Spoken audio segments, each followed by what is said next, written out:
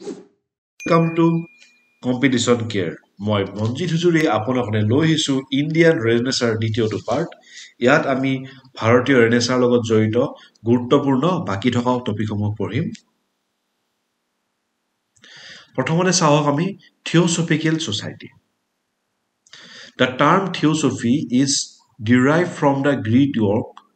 Theosophia, which literally means God's wisdom. It offers a theory that makes life understandable and demonstrates that the universe is motivated by fairness and compassion. The Theosophical Society was founded in 1875 in United States of America by a Russian lady, Madame H.P. Blavatsky, and former English Army officer Colonel H.S. Occult. তো কি কৰিলে আমাৰ প্ৰথম পটে যেটো theosophical society আছিল হেতু madam ব্লেভেটস্কি আৰু ওকলটে আমেৰিকাত স্থাপন কৰিলে ঠিক আছে আৰু এই থিওসফি শব্দ যেটো আছে তাৰ প্ৰকৰ পৰা আহিছে তো গ্ৰীক শব্দ থিওসফিয়াৰ পৰা হেতু মিনিং হৈছে গডস উইজডম এটাৰ অবজেক্টিভ হম চাওক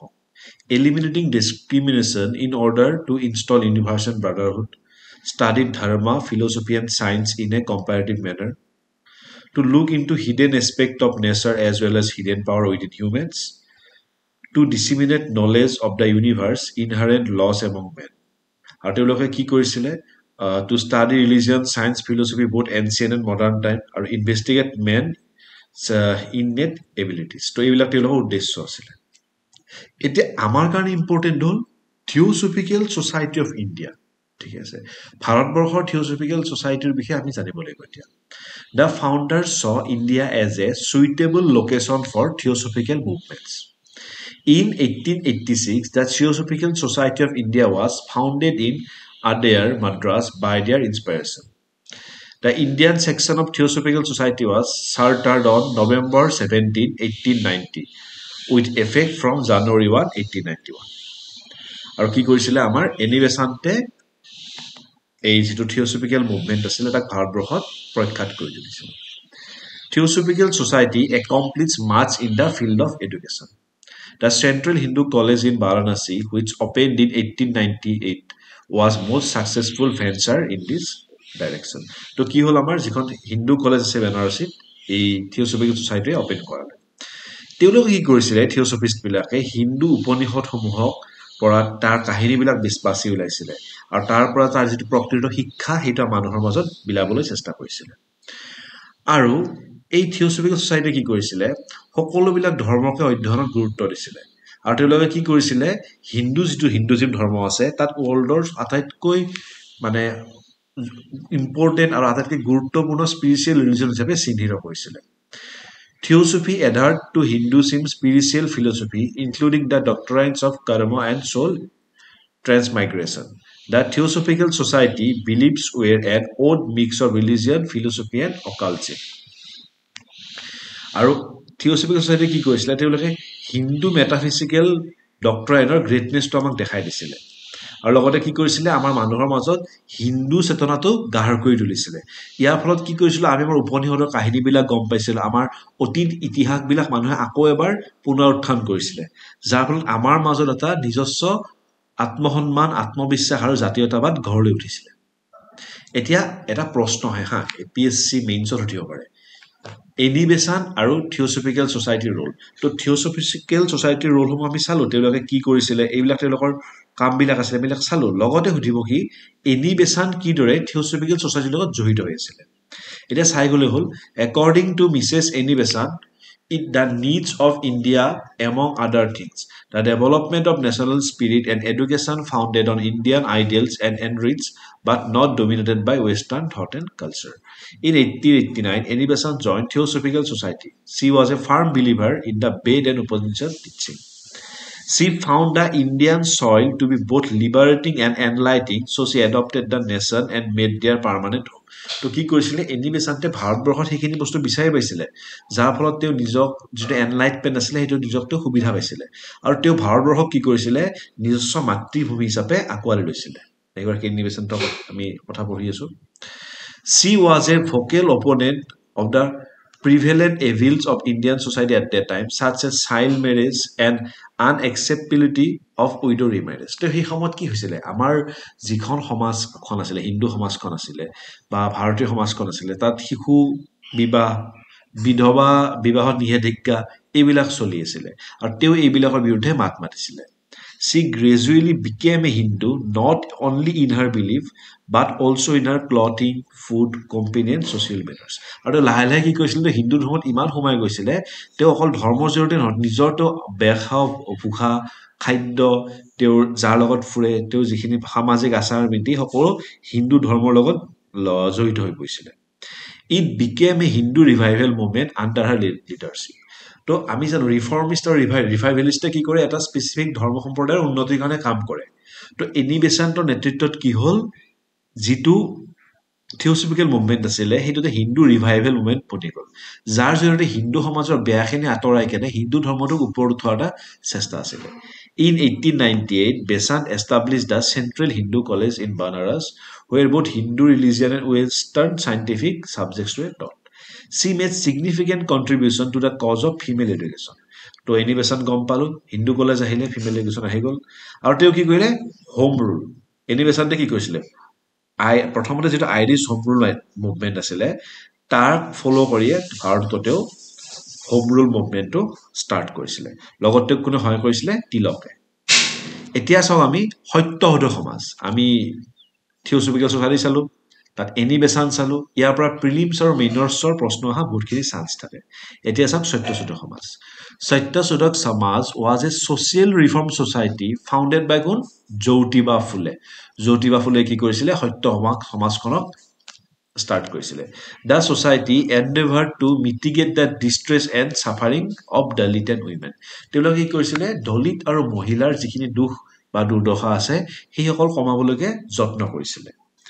It espoused a mission of education and increased social rights and political access for underprivileged groups, focused especially on women, peasant and Dalits in Maharashtra. তেওঁলোকে কত চাইছিলে বিশেষকৈ তেওঁলোকে মহাৰাষ্ট্ৰত তেওঁলোকে কাম কৰিছিলে আৰু তেওঁলোকৰ গ্ৰুপত কোন কোন আছিলে মহিলা কৃষক আৰু দলিতসকলক তেওঁলোকে নিজৰ মানে মেইন ফকাছত ৰাখিছিলে Initially, Phule was attracted towards Arya Samaj, Parthana Samaj, and Purna Sarvajanik Sabha, but he mistrusted them to successfully bring more rights for lower classes. মানে প্ৰথম অৱস্থাত কি হ'ল জ্যোতিবা ফুলে আমাৰ যেটো আৰ্য সমাজ আছিল প্ৰাৰ্থনা সমাজ পুনা সাৰ্বজনিক সভা এই সকলোতে নিজৰ মানে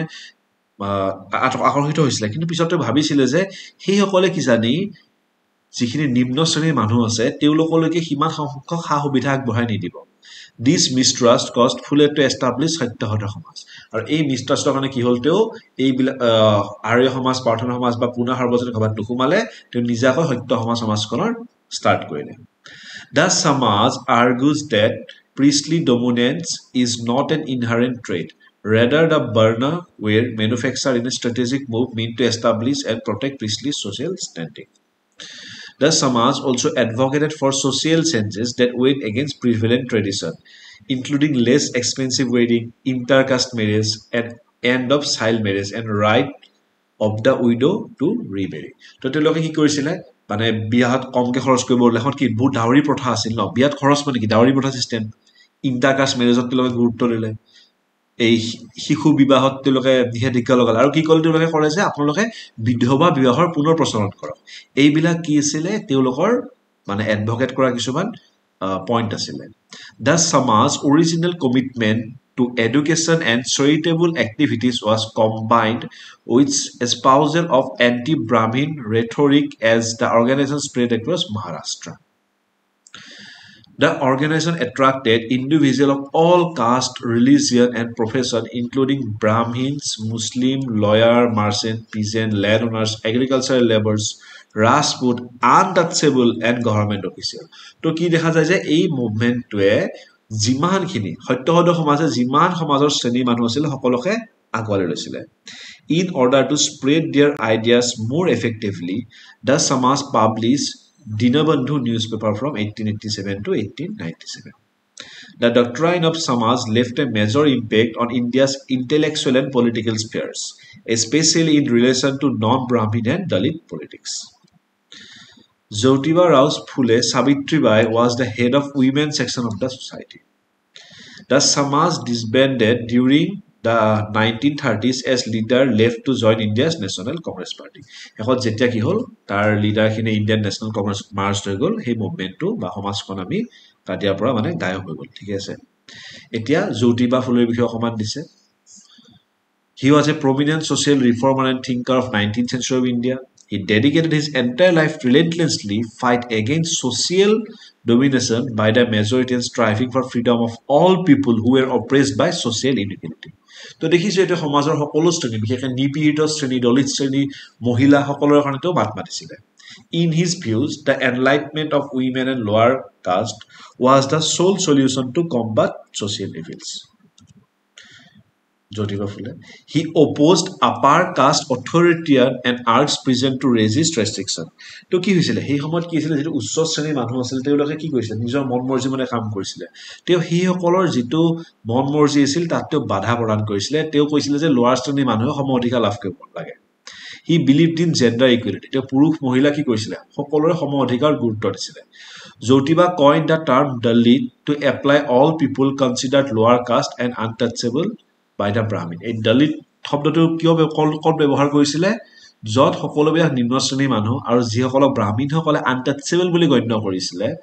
সেই সকলক তেওঁ দলিত হিচাপে চিহ্নিত কৰিছিলে এতিয়া খেলি সাবিত্ৰীবাই ফুলে জ্যোতিবা ফুলেৰ ওয়াইফৰ কথা তেওঁ কি আছিল তেওঁ তাৰ যিখিনি মহিলা উইং আছিল তাৰ তেওঁ হেড আছিল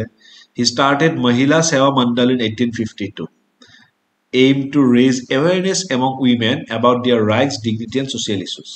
In 1855, Jyotiba and Savitri Bai established a night school for agricultural labor and workers who could not attend during day. তেওঁলোক কিন্তু ইম্পৰ্টেন্ট ষ্টেপ আছিল কি কৈছে নাইট স্কুল খুলিছিলে ৰাতি শিক্ষা হৈছিলে এইবিলাকত এতিয়া আপোনালোকে জানিব আমাৰ কিছুমান ঠাইত নাইট স্কুল কিছুমান চলি আছে দিনত কাম কৰে বহুত মানুহে ৰাতি পঢ়া শুনা কৰে তাতে started Balhaitya Pratibandhak Griha and infanticide prohibition home started with Jyotiba. She and her husband worked dauntlessly during the famine starting in 1876, distributing free food in different areas and pursuing the British government to initiate relief work during the 1897 drought. গতিকে দেখা যায় যে কি তেওঁলোকে 1876 আৰু 1897 যে খাদ্যৰ অভাৱ হৈছিল বা দুৰ্ভিক্ষ হৈছিল তাতে তেওঁলোকে যথেষ্টখিনি অৰিহণা আগবঢ়াইছিল আমি ইয়াত কি দেখিলো সত্যসধ সমাজ চালো তাৰ ভূমিকা চালো জ্যোতিবা ফুলেৰ ভূমিকা চালো সাবিত্ৰীবাই ফুলেৰ ভূমিকা চালো গতিকে এই সকলোবিলাক কথা প্ৰিলিমছতো আহিব পাৰে মেইনছতো আহিব পাৰে এটা এটা টপিক হিচাপে আহিব পাৰে তো এই ভিডিঅ'ৰ জৰিয়তে আপোনালোকে এইখিনি কথা ধুনীয়াকৈ গম পালে এতিয়া চাওক ইয়ং বেংগল মুভমেণ্ট এটা ইম্পৰ্টেণ্ট মুভমেণ্ট আছিল In late 1820s and early 1930s, a progressive intellectual young Bengal movement took shape among youth in Bengal, eventually becoming known as Young Bengal Movement. ঠিক আছে এইটো কোনে লিড কৰিছিলে হেনৰি ভিভিয়ান ডৰেজিও এজন Anglo Indian teacher আছিল তেওঁ ক'ত আছিলে হিন্দু কলেজত শিক্ষক হিচাপে কৰ্মৰত আছিল The main aim of Young Bengal Movement was to promote radical ideas through teaching by organizing debates, discussion, literature, history, philosophy, and science. Inspired by the great French Revolution, Dorezio inspired his people. কি কৈছিলে Dorezio কি কৈছিলে ফ্ৰান্সৰ ৰিভলিউচনৰ পৰা তেওঁ inspired হৈছিলে তেওঁ কি কৈছিলে to think freely and rationally, to question all authority, to love liberty, equality, and freedom, to oppose descendant custom and tradition, to support women's rights and education. He was also the first nationalist poet of modern India. Dorezio's influence was short as he was removed from the Hindu college in 1831 due to his radical views. Saboha, Dorezio's কথাবিলাক কেনেকুৱা আছিল তেওঁ যি সময়ত young movement Bengal movement start দিছিলে সেই সময়ত Bharatvarsha ready হোৱা নাছিল সেনেকুৱা কিছুমান কথাৰ কাৰণে বা সমাজখন ৰেডি হোৱা নাছিল তো তেওঁলোকে কি কৰিছিলে ডৰেজিও সমাজৰ পৰা আঁতৰ কৰি দিছিলে লগতে কি হৈছিলে তেওঁ নিজৰ চাকৰিটো হেৰুৱাইছিলে হয় নহয় কাৰণ মানুহ ৰেডি নাছিলে তেওঁ সময়ৰকে আগতে কথাবিলাক ভাবিছিলে তেওঁ ষ্টেপ ল'ব চেষ্টা কৰিছিলে আৰু যিটো চাব আমাৰ শতিকা জুৰি চলি অহা যেটো হিন্দু স্ট্ৰাকচাৰ আছিল হিন্দু সোসাইটি স্ট্ৰাকচাৰ আছিল বা ভাৰতীয় স্ট্ৰাকচাৰ আছিল তাৰ লগত তেওঁ কথাবিলাক খাপ নোখোৱা হৈ পৰিছিল The main reason for their limited success was the disapproving social condition of the era, which were not favorable to acceptance of radical ideas. Additionally, they lacked support from all other social groups or class, and the Doresians had no real connection with the border population. They did not support the cause of peasants or other marginalized groups. Their radicalism was primarily theoretical and non-effective applied in practice. তো তেওঁলোকৰ কথাবিলাক কি আছিল theory লিখি খাতে practical নাখাতিছিলে লগতে চাব সেই সময়ত সবতকে যিখিনি নিপীড়িত হৈছিল দুখীয়া বা কৃষক শ্ৰেণীক তেওঁলোকে লগত ইনক্লুড কৰা নাছিলে কিন্তু ছাত্ৰ সমাজৰ বস্তুখিনি ঘূৰি আছিল গতিকে চাব সেই সময়ৰ ছাত্ৰ সমাজখন এখন সৰু সমাজ আছিল শিক্ষিত সমাজখন তো কি হ'ল তেওঁলোক ইমান সাকসেস নাপালে সেইকাৰণে তেওঁলোকৰ যিখিনি সাকসেস আছিল বা যিটো মুভমেন্ট আছিল it was A short time movement এতিয়া চাও আমি দেওবান মুভমেন্ট এই দেওবান মুভমেন্টৰ প্ৰশ্ন আমাৰ আহি থাকে এটা ইম্পৰ্টেন্ট প্ৰশ্ন হয় The Deoban movement was organized by orthodox section among the Muslim ulema as revivalist movement. Started with twin objective of propagating pure teaching of Quran and Hadith among Muslim and keeping alive the spirit of jihad against foreign rule. তেওঁলোকে কুৰাণৰ প্ৰতি গুৰুত্ব দিলে আৰু কি গুৰুত্ব দিলে যে তেওঁলোকে মুছলমানখিনিক যেটো মানে তেওঁলোকৰ বৈশিষ্ট্যখিনি ৰক্ষা কৰাত সহায় কৰিব আৰু যিখিনি বাহিৰা ৰুলাৰ বা যে ব্ৰিটিছৰ বিৰুদ্ধে তেওঁলোকে জেহাদ চলাই যাব The Deoban movement was begun at Darul Uloom or Islamic Academic Center Deoban in Saharanpur district, United Provinces in 1866 by Muhammad Qasim Nanotvi and Rashid Ahmed Gangohi. The aim of Deoban movement was moral and religious regeneration of Muslim community. To Salehul Deoban movement kune start dile Muhammad Qasim Nanotvi aru Rashid Ahmed Gangohi. All start হৈছিলে এটো Deoband Saharanpur district United প্রভিন্সেছত তেওঁলোকৰ উদ্দেশ্য কি আছিল Morrell আৰু religious ৰিজনেৰেশ্যন of Muslim community এইখিনি important হয় on the political front the Deoban school কি আছিল Deoban school welcomed the formation of Indian National Congress in 1888 issued a fatwa religious decree against Syed Ahmed Khan organization the United Patriotic Association and Mohammedan Anglo-Oriental Association তেওঁলোকে কি কৰিছিল কংগ্ৰেছক তেওঁলোকে welcome কৰিছিল আৰু তেওঁলোকে স্যাৰ সৈয়দ আহমদ খানতে যি ইউনাইটেড পেট্ৰিয়টিক এছ'চিয়েশ্যন আৰু মোহাম্মদান এংলো এছ'চিয়েশ্যন খুলিছিল তাৰ এগেইনষ্টত তেওঁলোকে কি কৰিছিল ফটোৱা জাৰি কৰিছিল এতিয়া চাওক আলিগড় মুভমেন্ট ওকে আলিগড় মুভমেন্টৰ কাৰ নাম জড়িত স্যাৰ সৈয়দ আহমদ খানৰ জড়িত He realized that Muslim could only make progress if they took modern education. For this, he started Aligarh movement. It was a systemic movement aimed at reforming social, political, educational aspect of Muslim community. তেওঁ কি কৰিছিলে মুছলমানসকলক নতুন শিক্ষা actually ব্ৰিটিছৰ লগত থাকি মুছলমানসকলক শিক্ষিত কৰিবলৈ চেষ্টা কৰিছিলে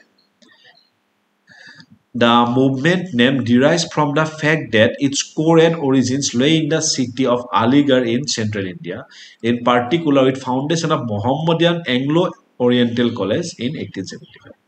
The Aligarh movement introduced new trend in Urdu literature. Sir Syed Ahmad Khan and his association left the old style writing in Urdu language, which was rhetorical and academic, and started simple style, which helped Muslim to understand main purpose of the movement. তেওঁলোকে কি কৰিছিল যেটো পুৰণি উৰ্দু লেখা style আছিল সলনি কৰি লৈছিল যাতে সাধাৰণ মুছলমান মানুহখিনিয়ে তেওঁলোকৰ কথাবিলাক বুজি পায় পুথিবিলাক বুজি পায় তেওঁলোকে কি কৰিছিল সিম্পল ষ্টাইলত হেবিলাক লিখা ষ্টাৰ্ট দিছিল